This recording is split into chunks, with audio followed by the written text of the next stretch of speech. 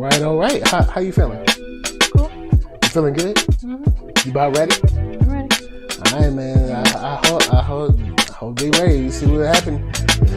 You never know. Yeah, late ill kid at OneYoungsta, holding it down, bringing that street geek and nerd soul. What is up, my people? Today, coming with another wonderful episode of That's Right, Loungin. Man, it is beautiful to see y'all sunshiny faces.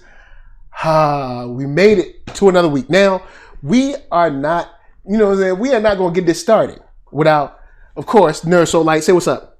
Hi, y'all. Here. And Lady Lisa, say what's up. The original, hey y'all. Hi. So, guys, we're going to jump right into it with all these. We got like 3 stories we want to get into. The first, Lisa, I'll let you kick it off. What story did you want to bring up first? We can go with the inevitable white lash against racial justice.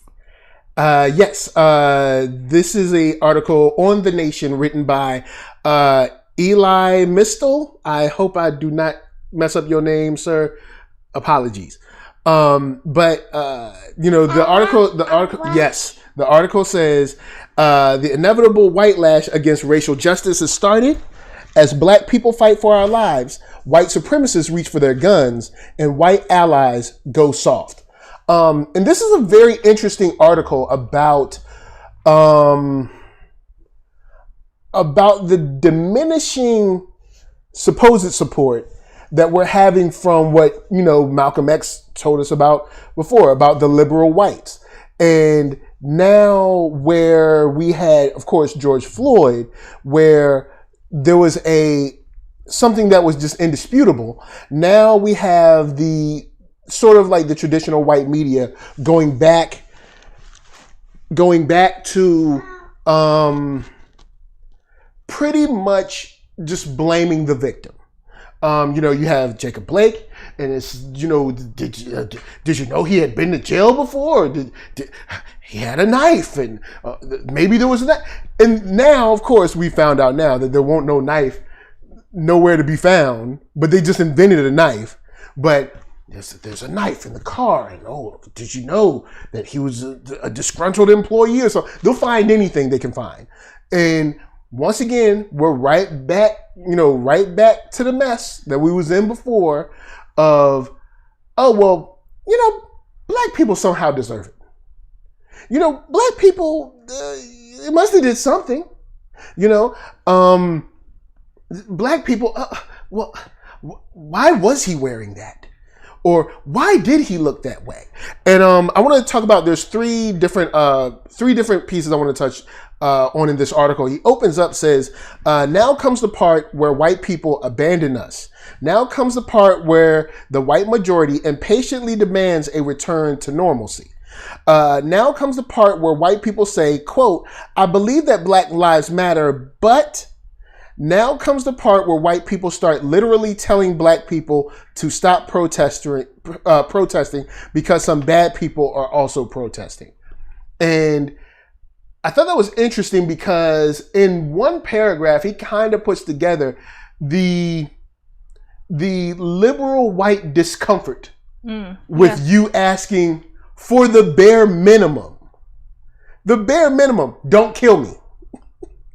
The bare minimum. Yo, man, don't kill me. And if you do kill me, we want you to be held accountable. Actually, we want you to be held in more account because you're the one who took an oath. You're the one who state sanctioned. You're the one who has the responsibility and the job that gets to walk around with a gun all day. You're the one who has the, quote, authority. So with this, why are you not held to a higher standard? Mm-hmm. You know what I'm saying? But once again, here we are back to here comes the part, back to that old, same, tried and true trope of, do we have to protest like this? Oh, do you have to do it like that? Oh, well, I just don't know.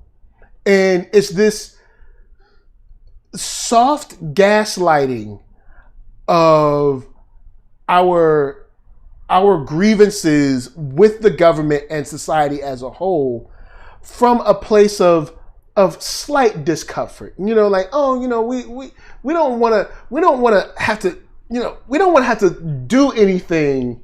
Like, can I just do it from my chair? Can I just, I don't know, can I just do it without doing it? Like, or can't you just be happy with what you have?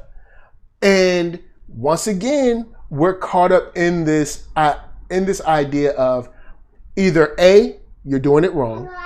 B, can't you do it another time? C, can't you do it somewhere else? And then D, do you have to do it at all? Like, does it have to be done? What's wrong with normal? And of course, we are stuck holding the payload of this. But I would challenge all of us to remember that, you know, we all we got. And we gonna have to fight probably on our own for a lot of this. And just like with the civil rights movement, it's not going to be done in a day. It's not even going to be done. It would be great if it's done in this generation, but we don't know. You know what I'm saying? It's like, look at all they did just to be able to vote. All right. So it's like, look, might not even be in this generation. But and before I go to the next, did you want to make a statement? You cool? Well, you just cool on this. The only thing I was thinking was, you know, I understand what they're saying. You know, like there comes a point where you can clearly see the numbers per se drop in terms of white people, you know, supporting us. Mm-hmm. But you know, I beg to say that throughout all of this, you know, you have had, you know, white people, you know, saying, oh, you know, do they have to do it like this? And, you know, it's riots and not mm-hmm. protest and all of that. So, and then, you know, I guess the question would be, does white support, like, does a poll of white support for a black movement matter? Well, you know, like, even though, I mean, because it's being propped up in a way like, oh, well, they don't support it, so you might as well just stop. Well, no, I don't think it's that. But we, you know, as much as we don't like it, mm-hmm. we do need white support, because just as ultimately it's majority white people that are making the rules, that are in charge of legislation, we need white voices with us, because they're not going to listen to us solely. You know, right. they tend to care more, or will even be willing to really listen and give somebody a seat at the table if it's a white person. So we do need those white allies. I know we hate it that it's not enough for us to just say, hey, can you stop killing me and my people? Appreciate it. Yeah. But we need a white voice to be our ally for the most part, you know, for them to even really care. I mean, I don't like that, but I see where you're coming from. None of us do. But think about all the coverage there was, you know, this time around with all the white people out there protesting. Look at all the coverage and how, like, oh my gosh, this is so great, and you know, it's white people. And I never forget that one day on the news they showed that little white girl skipping and smiling during a protest, and it's like, and you that's have no idea why you're here. That's the problem that comes with it. We were watching we're here in LA. And what's up to everybody watching? We got some lurkers out there. Go in and chat. We love to talk to y'all. But anyway, we're in LA, so there's a protest going on in Venice. And I don't know if we were watching KTLA or CBS or NBC, somebody like that, but whoever it was, at a black movement's protest, were able to find everyone that wasn't black to talk to. Yeah. And I was like, you can see black people walking around them behind the shot. And you're like, how are, and to a certain degree, that's the problem with having, what up, Shango Zulu? Nice to see you. To a certain degree, that's the problem with having white allies, because white allies are quick to be like, Move aside, black person. Let me show you how it's done.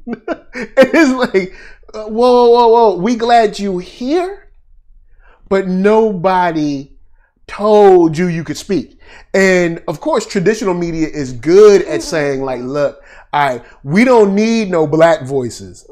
Because black voices, you never know what they might say, and they might be too revolutionary for the network. Exactly. But white people are going to want the softest, like the softest, easiest trail. They're going to sing to revolution. They're going like say if black people were to be like, yo, if we fought real hard and went for it, we could have everything we want in 5 years. White people would say, whoa. Even your liberal, even your buddy that you came up with, your good friend at work, even they would be like, whoa. We have this 25-year route it's more comfortable for us. And we're like, whoa, I mean, we glad you want that, but 5 sounds a lot better than 25. Big shout out to Keith Cooper in the chat. Big shout out to Jamal Lee. Yeah, Jamal Lee lurking like a player. And got Boogs Worthy in the house. Sandra Thomas, what up? So he goes further in the article. He makes a statement, says, as a matter of fact, I'll drop the article in the chat so you guys can see it. I'll drop the article right here so y'all can see the article too. He says, law and order is the widest possible way to describe shooting a black man 7 times in the back.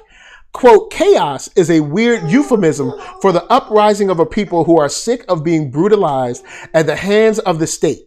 Electoral politics is an interesting lens through which to view the effects of white terrorism on our nation. And then, of course, there are something like 70 BLM protests going on a week throughout America right now, but you don't hear about them unless someone burns something or someone gets shot. Most of these protests don't fit the racist white media's narrative that chaos is upending law and order to the electoral detriment of Joe Biden, which is something that I wanted to kind of jump on as well is, of course, election time. We got about 60 days, something less than 30, 40 days, whatever. So it's election time. Yeah, people are fighting for the right to just be able to walk down the street, but we got an election to talk about. Aren't you excited for the election? Aren't you, man? Don't you want to just get out and vote? And there's this idea of we have to shift everything that's happening in the world to something in terms of the election or how the electoral process is playing out or who you're going to vote for, when no one that is looking for your vote is talking about stopping police violence. One more time, no one looking for your vote is talking about stopping police violence at all. At all. Yeah. I was waiting. I was like, yo, you know what? I've been hard on Kamala. I've been hard on Joe Biden. But you know what? With everything that's going on right now, when they announce that they're running together, they will definitely talk about how they're going to stop police violence.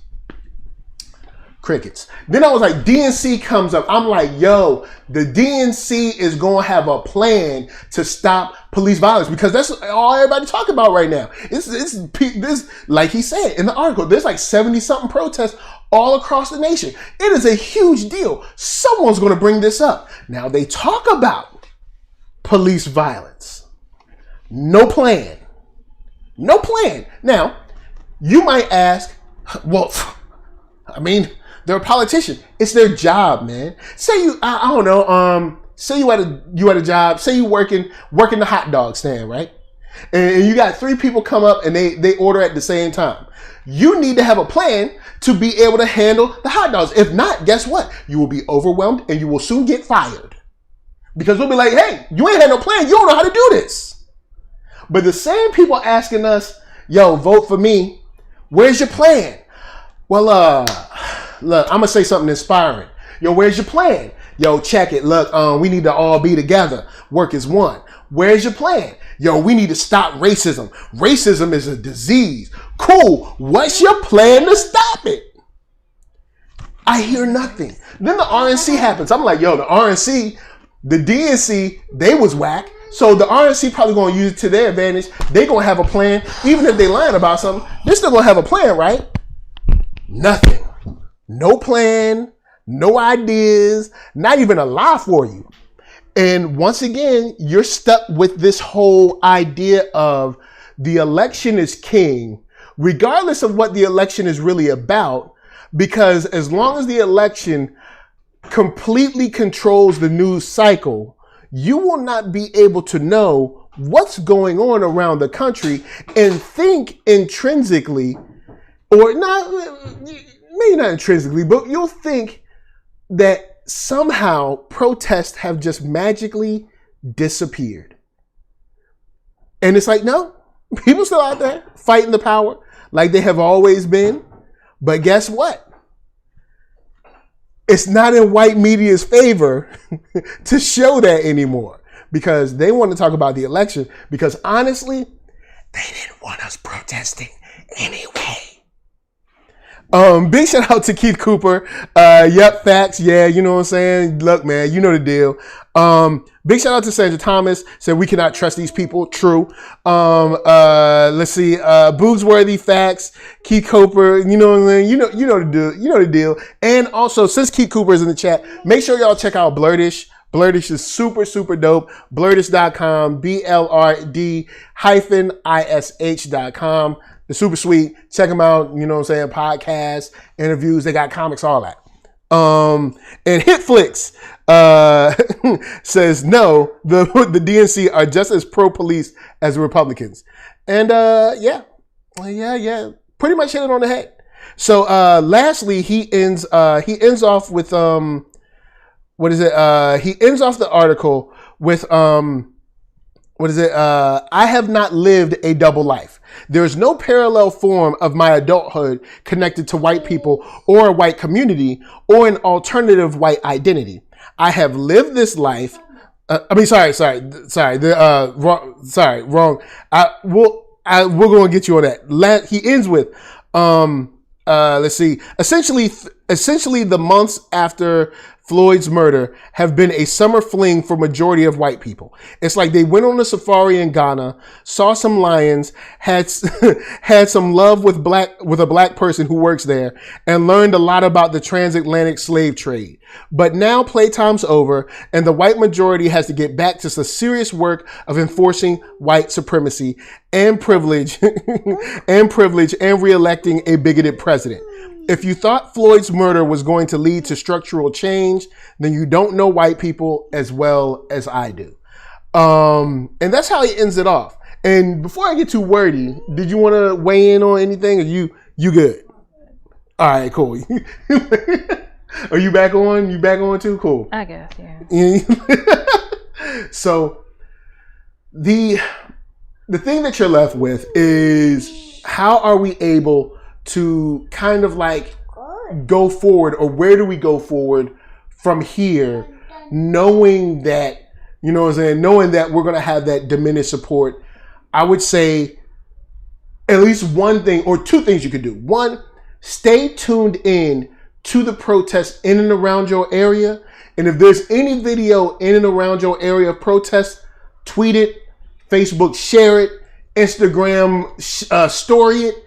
Anything you can do to get the word out. Also, continue to support black media outlets that are talking about the protests and lifting up the protesters and, you know, everything that they're going through. Like right now in the links below on the video, I'm not sure if you can see it on the live stream, but in the links below on the video, you can see a list of localities where you can support bail funds for protesters, because it's real out there. You know what I'm saying? But definitely, you know, just be sure to support, you know, black outlets. That's about something. You know what I'm saying? Like, you know the ones that ain't about nothing. So I ain't even gonna go down that road. But support the ones that are about something, because they may be the only ones that's gonna talk to you about what's really happening on the ground with protesters and protests around America.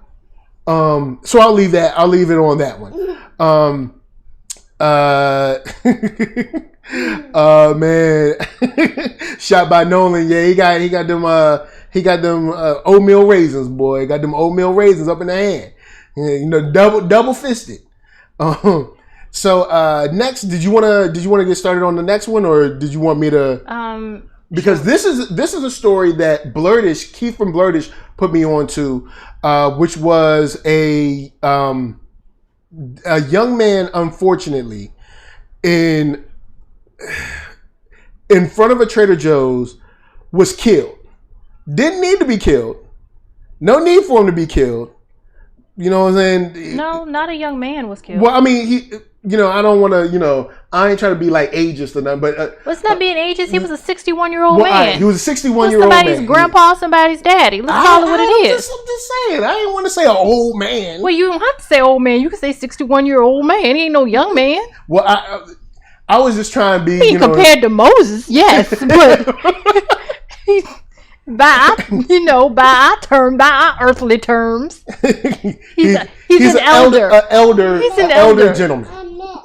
Yeah, you're a mess. Yes, you are.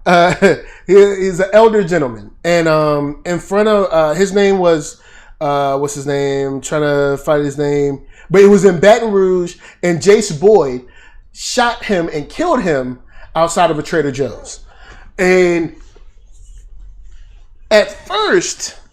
He was out on bail, and it was like, hold up, what? So I'm good. So I'm like, so he just walking around where he killed somebody, and I know, just like everyone else, they might want to start and be like, oh, well, killed is such a strong word. Well, the story reports that Danny Buckley, 61 years old, was outside panhandling in the Trader Joe's parking lot when the two got into a confrontation. Boyd retrieved the gun from his car, meaning Boyd left the issue in the situation, went to the car. All right, we are here. They are right here. They're arguing. He says, "No, let me go to my car." Goes to the car, gets the gun, comes back. So we all clear. We all on the same story. Boyd retrieved his gun from the car, pointed it at the unarmed Buckley, and pulled the trigger. But the weapon initially misfired. So in this case, he comes up, got his gun, came back, pulled the trigger, nothing happened. You know what I'm saying? Probably because it's an old gun. He doesn't clean it like he's supposed to. Who cares? But then he reloads the gun as the man is leaving. And fires again. Don't forget, he had to go to his car. Yeah, I already covered that. Yeah. He had to go to the car to reload? Yes. So he went to the car 2 times. So now, the reason I want to call this out is because Jace, of course, is a white man.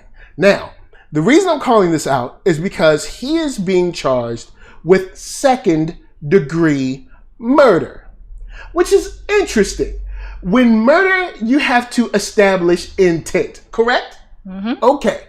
So I think going to your car 2 times, pulling the trigger at least 2 times is intent enough.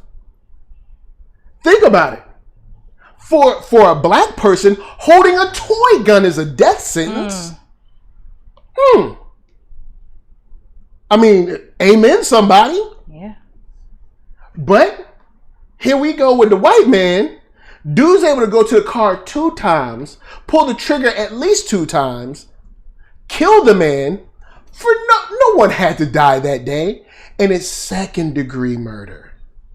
Why? Because he's a panhandler. We already don't care about poor homeless people anyway, and he's black. Oh, please! His life was worthless. Jace did us a favor. It is beyond me to even try and fathom what's going on in these people's minds when they go for the 2nd-degree murder. But I would say that you and Baton Rouge need to make some noise.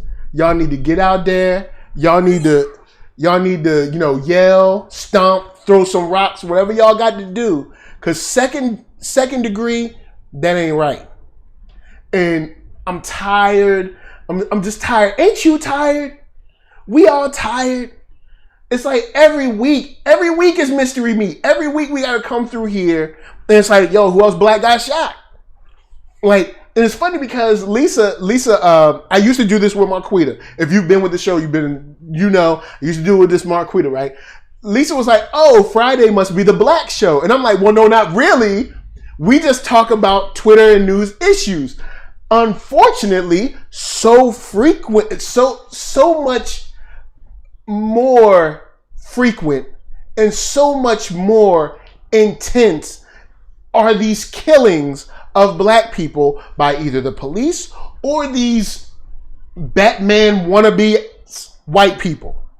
All right. So now the show that went, cause we used to talk about like Lena Dunham doing something stupid. You know what I'm saying? Now every week it's like, yo, someone dead. Why? Was this person Simon Phoenix? No. This person's just dead because a white person was like, nah, it should be dead. I feel like killing someone. I wonder what it's like. You know what I'm saying?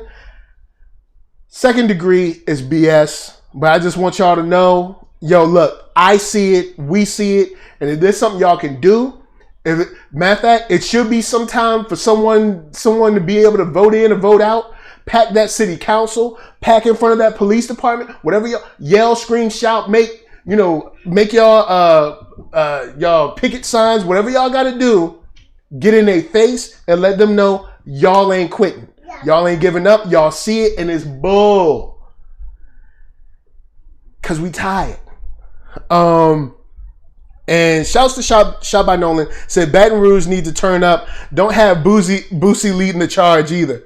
Man, look, we don't need that. We don't need that. Nah, we don't need that. We don't need none of that. No. Leave that. But we don't need that. Tyler Bennett said, I gave up years ago. Thank you for your service. Talking about intent is really hard to prove in court. Yeah, but here's why I call BS on, and don't get me wrong, I see where you're coming from, but somehow intent is mad easy to prove when you black. When you black, intent is proved. Proof. White people, oh man, it's so hard to prove. It's tough. I get what you're saying, but I'm like, it's more like white supremacy justice system, aka we said so. So you ain't going down for murder. You know what I'm saying? It's like that's kind of how I feel on that one. Shouts to Keith Cooper said, we have protests here, and the same week a man was killed in Lafayette, Louisiana, shot by the police 11 times. See, and that's something we didn't even hear about. So that's someone else. Look, you can't, this is how crazy it is. And this is why I tell y'all to get y'all protection and keep it on y'all at all times. We can't even start to protest for one person before the police killing somebody or somebody white killing somebody else. Look, I beg you guys, if you don't have protection, get protection and keep it with you at all times. In these days, I don't care who it is. If they roll up on you, whether they have a uniform or not, protect yourself. As I said last week, I would rather see you in court than in a box. And I'm just keeping it real. I'm tired of this mess. I'm tired. Especially if somebody mama get on TV talking about forgive somebody. Especially for that. But I ain't going to get started on that. I'm not going to get started on that. I just want to put y'all up on the news. I'm not going to get started with the forgiveness stuff. I ain't getting started on that. So, we got one more story. And Lisa, you ain't even, you good? I'm good. I'm sorry.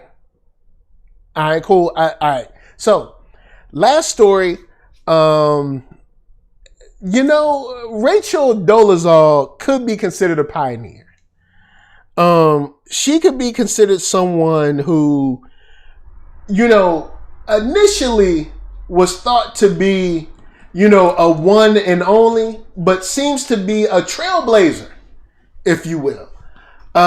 This week, Jessica Krug or Krug, I think it's Krug. I don't really know. And honestly, I don't care. I don't care. Yeah, I know. Pretended to be black. I know. Look, she white as all get out. But see, white women love doing that jet black hair and then pretending, be like, oh no, I just got some white or Indian in my family. Look, just stop. But let me walk you there. All right. So, man, Tyler, ain't nobody messing with you today. Ain't nobody messing with you. Tyler, ain't nobody messing with you today. Boop. It was like click. So Jessica Krug says, yo man, I'm white.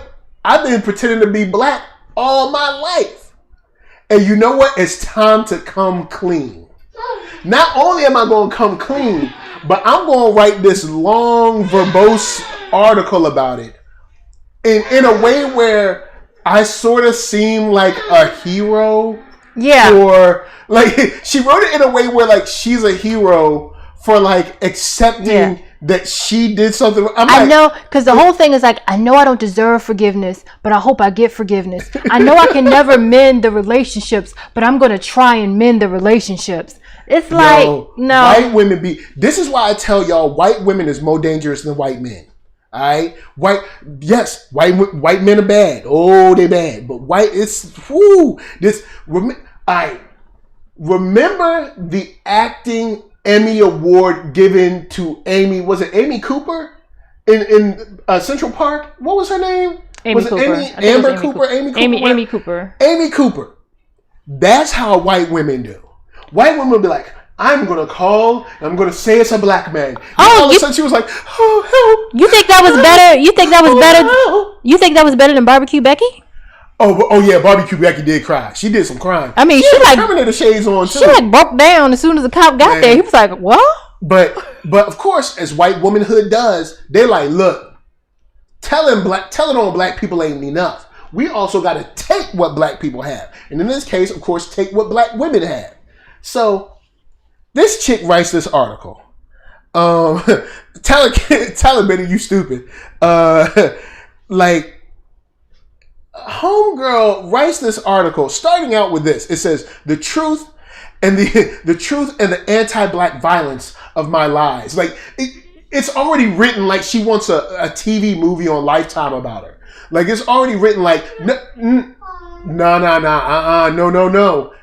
It's written in a way where, we're going to, I guess dramatize what I've been through. But you didn't go through anything. Then says, for the better part of my adult life, every move I've made, every relationship I've formed has been rooted in the napalm toxic soil of lies. Whoo! Hear that napalm toxic soil?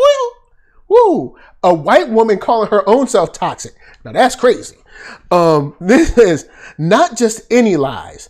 To an escalating degree over my adult life, I have eschewed my lived experience as a white Jewish child in suburban Kansas City under various assumed identities within a blackness that I had no right to claim. First, North African blackness, then U.S.-rooted blackness, then Caribbean-rooted Bronx blackness.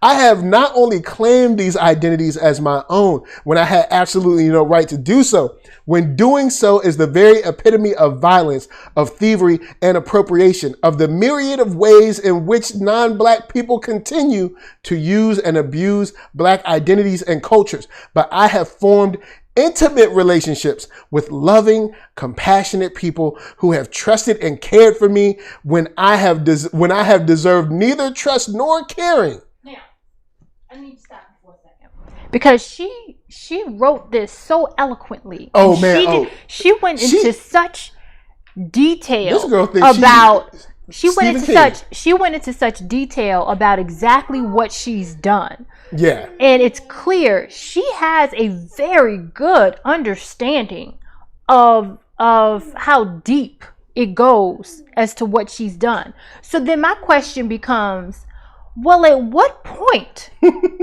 did you realize the depth of what you've done, right? Was it just now?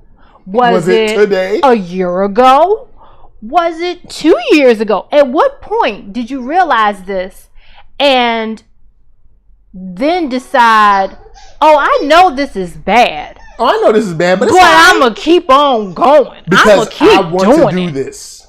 Because to me, it's even worse when you realize that you've done something really horrible and really wrong and you continue to do it. Oh, and she was continuing. Because it's like if somebody don't realize it, that's one thing.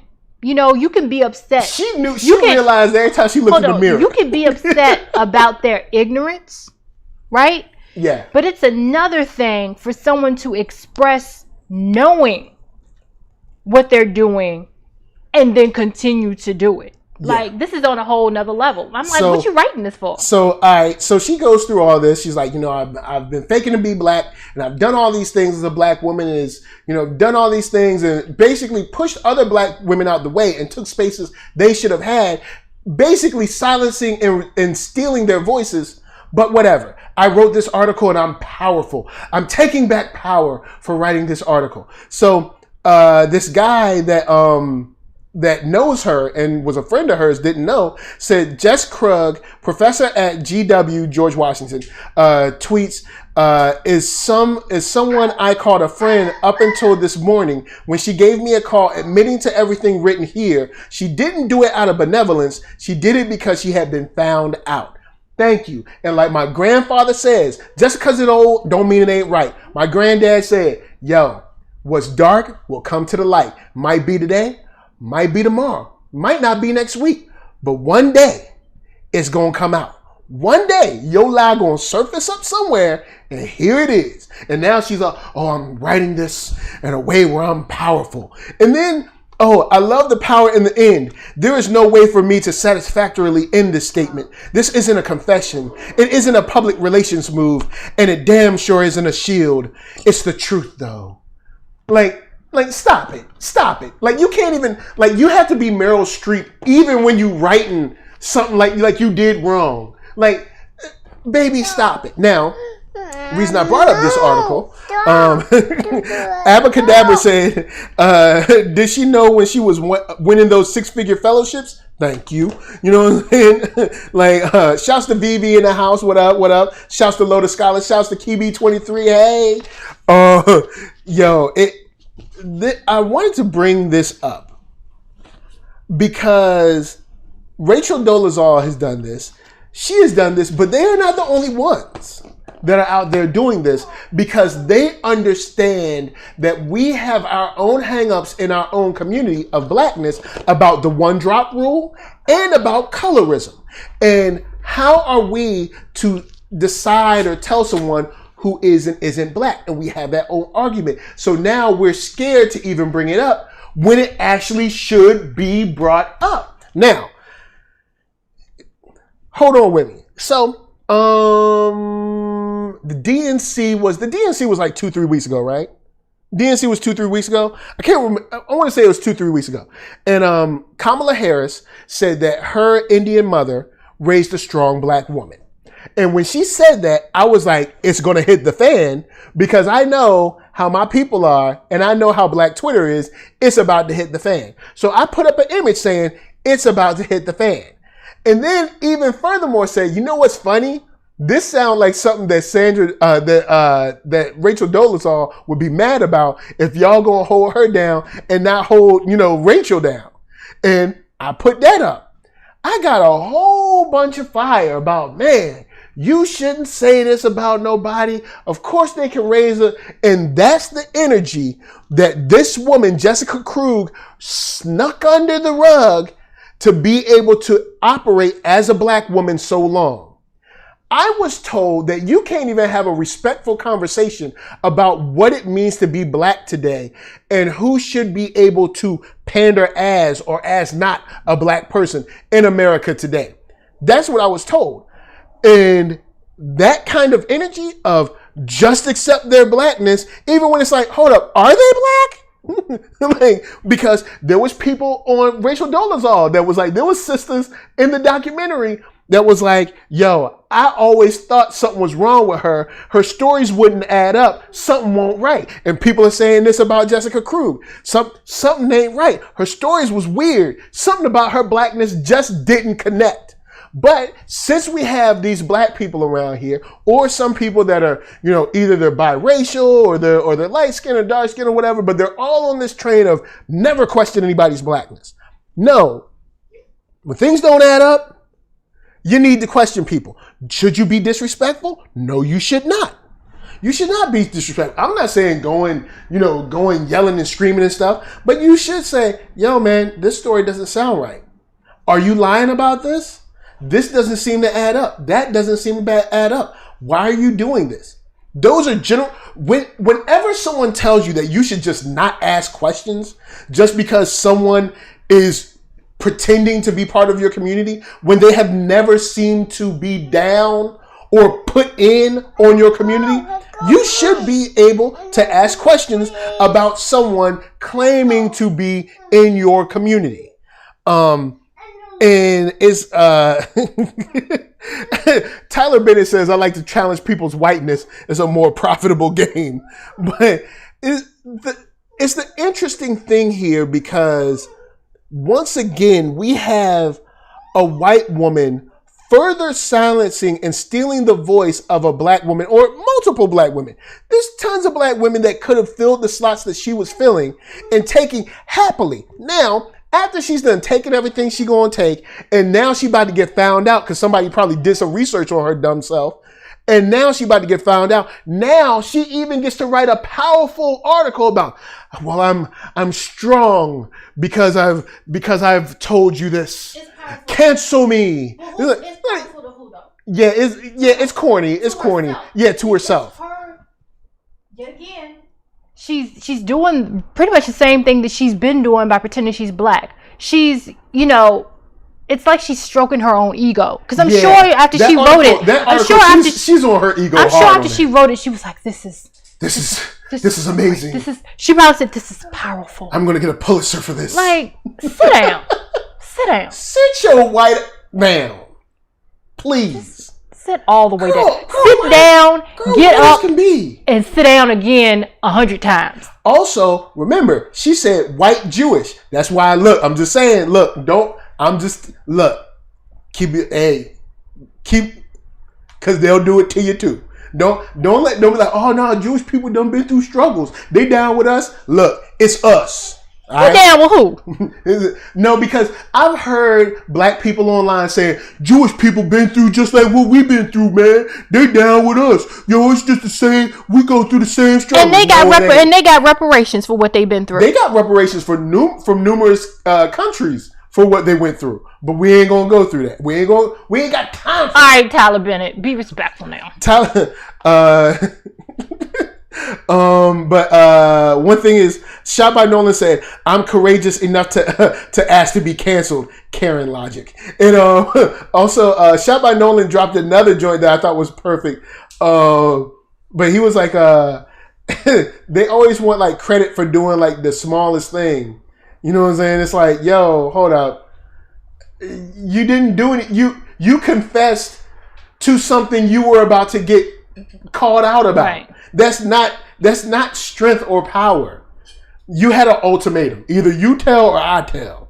You know what I'm saying? And we know this because Hari Zayed on Twitter said, last I'll say about Jessica Krug for now, people are rightfully angry with us black people who were close to her for letting her get away with this. But while this is about the importance of listening to and prioritizing dark-skinned people, it's not just about not wanting to.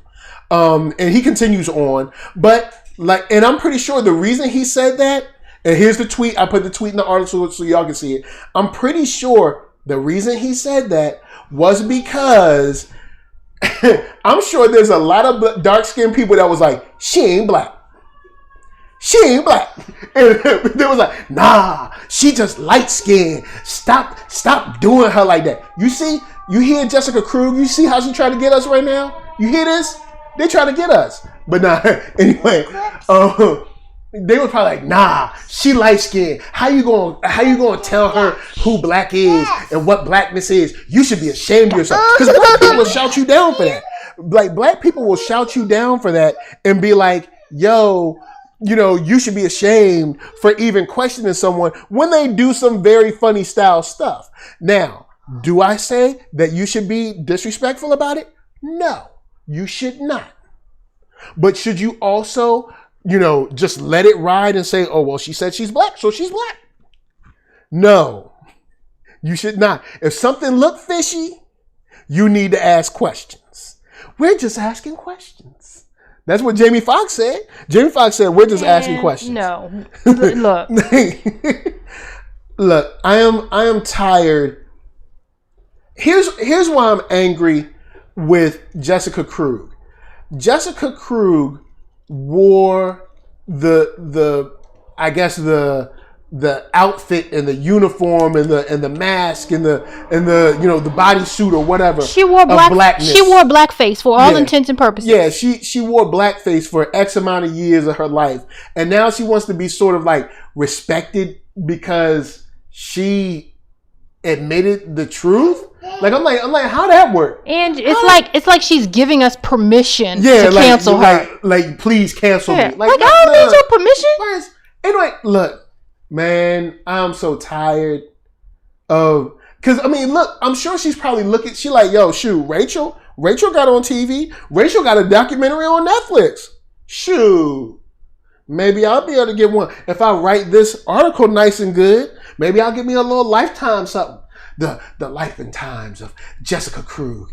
It was so hard to deal with how my blackness was affecting people. I'm a coward. Oh, but I rose and I realized my inadequacies as a white woman. And I'm gonna tell you, came to my senses. Oh, and see, I'm gonna tell you, this is part of the reason. This is part of the reason why I wasn't all that keen about even covering this, because it's like she's gotten enough attention, and this is all about getting attention. Just like with NERDSoul, you know, she clearly, especially after watching that special about her, she clearly has some mental issues. Yeah. But my thing is, we are not your Jesus. Yeah. Okay, we as a collective black folk, we're not your Jesus. You can't just take our culture. And this is the thing too, is that we as a people in general are very accepting. We embrace, we love, we want people to feel included simply because we know how it feels to not be. And people like her and NERDSoul take advantage of that to the 10th power. Yeah. Because they knew, you know, if I just pretend to be a part of this community, they're going to accept me and embrace me and love me. Mm-hmm. And that's what they were missing in their lives. And it's like, but it's such a conundrum. Like, you are taking advantage of people that you know are very compassionate, and you're doing it in a way that's very deceptive, which goes against everything that you're saying we are. Yep. As a people. And I'm pretty sure there was some, I bet you there was some sisters that was like, something ain't right. Something ain't right. Her stories ain't mixing, the stories ain't matching. Because even on Twitter, Hari Zayed or whatever talks about how some stories had problems and it seemed weird. And I'm sure there were some dark-skinned women that called her out. And they were like, oh, you stop being colorist. Oh, she's light-skinned. Just stop it. No. Everybody who say they black ain't black. Ain't black. And if you as a black person, especially a visible black person, visibly black, not that CW black, and I'm not talking about Black Lightning, I'm talking about them other shows. Let's be for real. You should be able to respectfully ask questions when something seems weird about their journey, their story, their background, whatever. You should be able to ask those questions. Because if not, we end up with Rachel NERDSoul. If not, and Rachel NERDSoul, wasn't she running the chapter at NAACP? Yes, that's how it all came out. Oh, shorty. Not only do they be stealing black women's places, they be getting the highest, illest stuff. But see, that's how it came out. is because she was doing so well there that she started getting interviews and people started digging into her background, because of course once you get higher and higher and higher, people want to know more about you. Who is this great person? And so it came out when somebody dug and she called one of her mentors her father, this black man. She called him her father. Yes. And so somebody went digging and they're like damn, my baby. Then they asked her if he was her father, and she turned around and walked out. And from there, it was like ding, ding, ding, ding, ding, ding. Something isn't right. Yo, Moses, y'all go see. I shouldn't have said that CW Black, because y'all are funny. But no, what I mean is there's nothing wrong with being, because Black runs the gamut of the lights of light to the darkest of dark, and it is beautiful. There's nothing wrong with it. It's beautiful, but there are people, due to us being the lightest of light or the darkest of dark, there are many white women or white Latinas that want to play this weird game of like, I'm Black now. And when their stories, when their history, when their background doesn't add up and you ask questions, then Black people will turn on you, the real Black person, like you a hater. And it's like, no. I'm not a hater. She lying. Please. Shorty's lying. So, with that said, I will leave y'all with this. No one is above being questioned whenever their stories don't add up about their Blackness. No one is above that. That doesn't mean Jessica Krug, Rachel Dolezal, the chick at your job, or Kamala Harris. Especially when Kamala Harris, until she was interested in the Senate and all that, then you ain't see no Blackness. Now all of a sudden she Black. Now she walking with African drum circles and stuff, dancing to Cardi B. Now all of a sudden she Black. Look, let's be for real. She wasn't interested in Blackness until she went to a HBCU because she knew she wanted to go into politics and she needed the background of Blackness to be able to support her when she needed to pull on it later on. She is not. Don't get me started with that. But there is a real conversation, and honestly, the first real conversation I heard about Kamala's Blackness was from Black women in America, and from that Black woman was from Kenya on For Harriet's channel. So that was Black women discussing her Blackness and whether she should be considered Black and stuff like that. So I'm not even saying this is like, oh, this is a man talking. No, the first time I heard this, seriously getting broke down, was from Black women. Yeah. So it ain't like, oh, the brother's trying to take down the sister. Nah, I ain't trying to hear that. Let me say this too, and I mentioned this when we were doing the show talking about Kamala. Word. You know, Black is a term that is so very general, and it can. You know, it takes interpretation. To me, a Black person is anyone from any country who has any type of Black descent, period. Or, I'm sorry. Yeah, because what we're really referring to is African American. Descent in terms of from a Black country where there are Black people, African people. Yeah. I'll put it that way. Yeah. So, Kamala Harris is Black. Yeah. In that respect. Yeah, what we're really referring to African American. And that's what we mean when we say Black. Here with us, when we say Black, what we really mean is African American. Yeah, but I just wanted to clarify African American experience. Yeah, I just wanted to clarify that, because what we are talking about is African American, because we are looking at it from a perspective of, I feel like she's trying to take the stance of being African American. Yeah. And she is not. No. You are essentially an Indian woman that happens to be Black, that has tried to connect to African American roots later in life. That's what she really is. Nobody wants to say it because everybody's like tiptoeing around Blackness, like, oh no, you can't take down a Black woman. And it's like, no, I'm not trying to take her down. I'm just contextualizing what she is and letting you know how to approach her and how to read her when she approaches you. She is not down for the struggle. She don't care about ending racism. Her track record shows it, all kinds of stuff. But anyway, I'm just highlighting this story about Jessica to once again let you guys know this is how it goes down. This is how this Rachel Dolezal, this Kamala Harris, all this stuff gets wrapped up in a way where you can't ask no questions. You can't talk about it. You can't discuss it. When it's like, no, we should be discussing it. Because if we don't, we're going to have Jessica, we're going to have another chick 3 years from now writing another Medium article about, you should cancel me. You should cancel me because I've come to grips with myself and what I've done, but I'm so powerful for it. I still love my adoptive black family. Like, it's like, stop it, man. Stop it. But with that said, guys, we love all y'all. We glad y'all came through. 23 folks in the chat. That's a beautiful number. 23 is a good number. Number for Michael Jordan. If it's good enough for Michael Jordan, it's good enough for me. You know what I'm saying? Well, I mean, Michael Jordan, he got his stuff, but on the court, Michael Jordan is good enough for me. All right, so guys, holla at us or holla at you down in them comments. Let's talk about anything you want to talk about. You want to talk about Jace Boyd and his murderous ways. We want to get into the article about white allyship starting to dwindle because it had to happen sooner or later. Or if you want to talk about Jessica Krug and where we go from here. You know what I'm saying? Especially, I know one thing. From now on, if someone's story don't add up, you need to ask them straight up. Hey, yo, look, where was you born at? What hospital? All right, I need records. All right, maybe not. But shouts out to the chat. We got from the top, Shango Zulu, Keith Cooper, Jamal Lee, Boogs Worthy, Sandra Thomas. Man, yo, y'all was packed up in here tonight. Hitflix was in the house, shot by Nolan. Tay 1990 was in the spot, and that's beautiful. Of course, Lady Lisa was in the spot.